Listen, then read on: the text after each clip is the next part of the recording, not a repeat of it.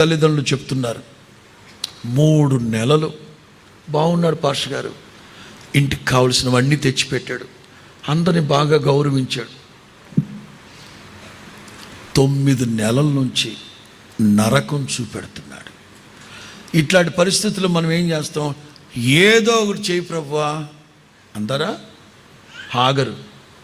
హాగరు చెట్టంత ఎదిగిన అడవి గాడిదలాటోడిని ఏట్టు ముండ్ల పొదలో కొట్టి చావరా చావు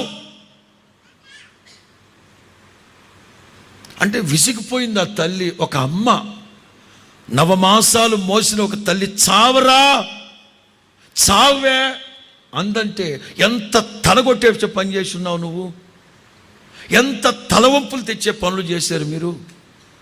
ఏ తల్లి అయినా కొడుకుని చావరా అంటదా?